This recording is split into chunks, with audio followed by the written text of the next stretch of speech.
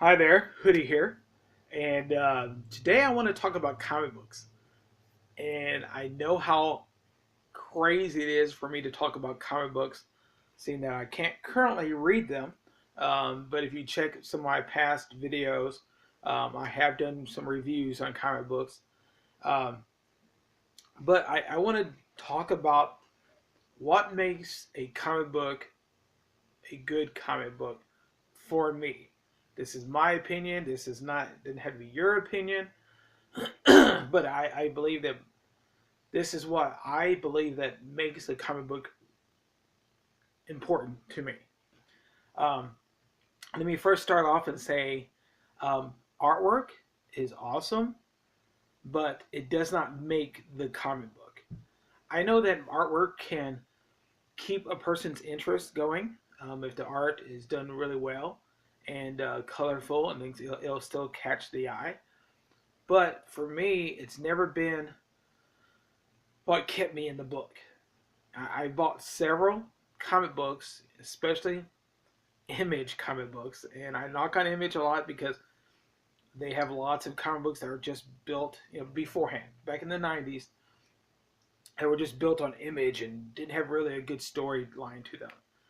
Um, so, um, so first off, I'm saying the comic book art, I love it. It's important because it's comic books. It's supposed to have art. It's supposed to have illustrations in it. Otherwise, you just have a book, if it was just words. Um, but the part that I really enjoy out of comic books is the story. Um, and the way the story develops is it's not only the character, like you can have a superpowered character, um, but also I want to see all aspects of that character's life.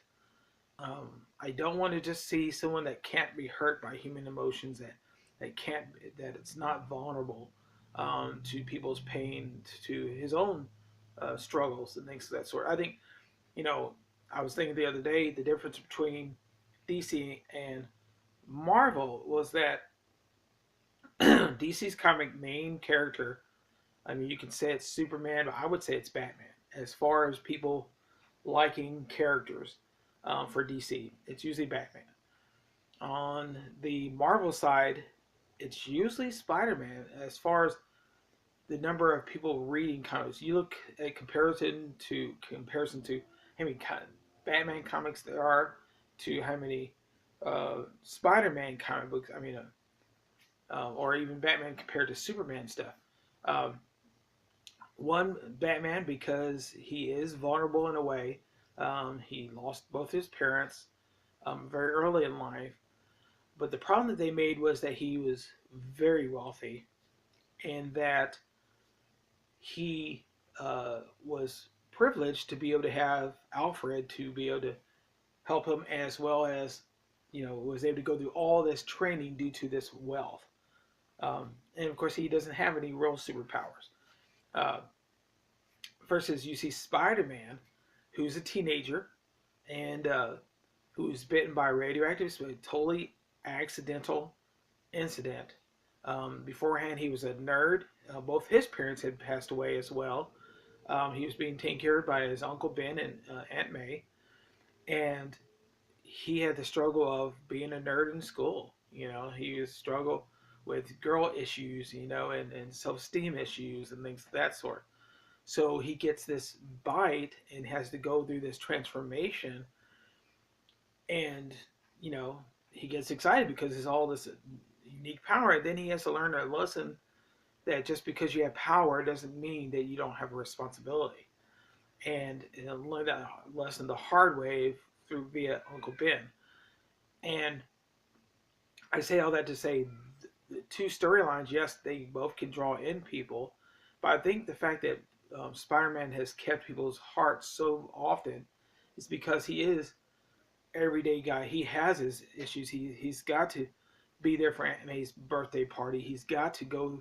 He's got his schoolwork. He's got to do. He's got, and then he goes on to be able to work for the newspaper, and the editor, the owner of the newspaper hates him, and so is constantly trying, literally.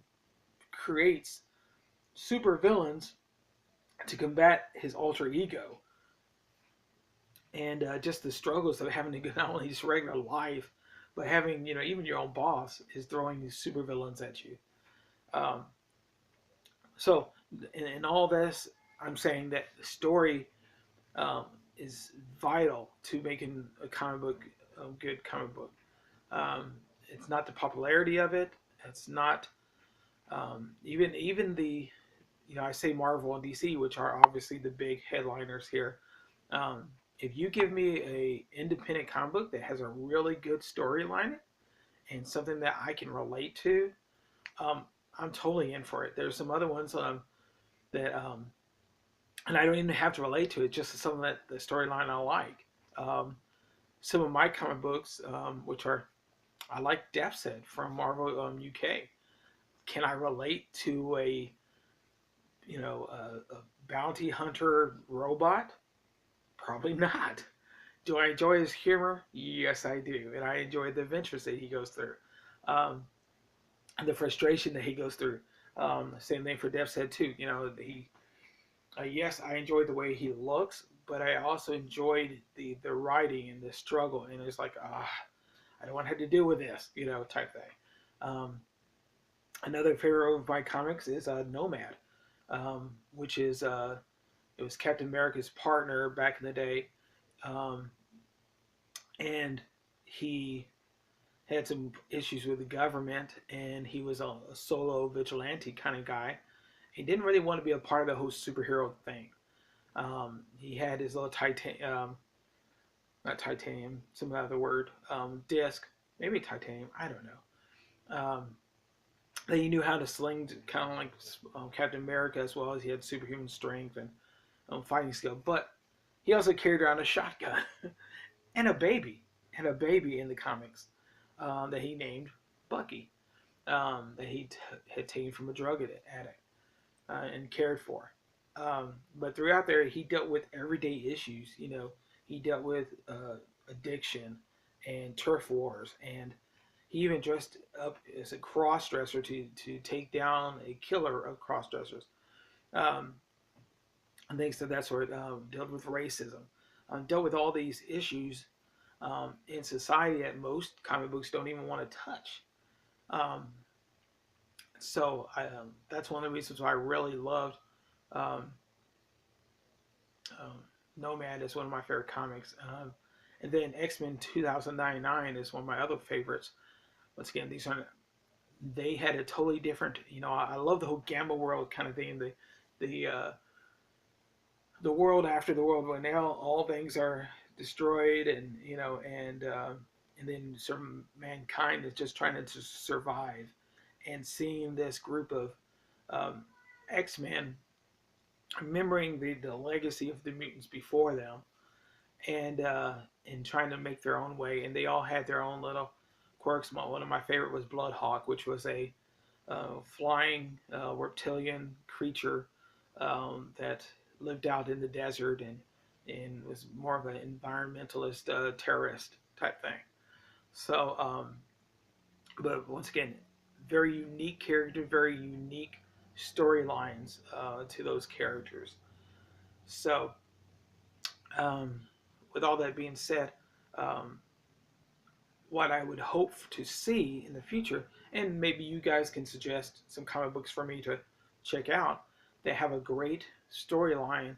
And that's just why I love back issues, because I can go to these back issues and some stories that were really well written by these writers, and they may not even have the best art, but they have really good storylines, and I can get involved in their stories. So yeah, let me know what comic books you love reading and why.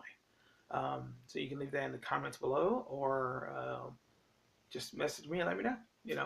Uh, anyway, thanks for watching, and hopefully we'll be seeing you soon. And thanks for helping me talk out my my geekiness. I don't know what I'm I don't know what I'm doing here. Anyway, see you guys. Bye.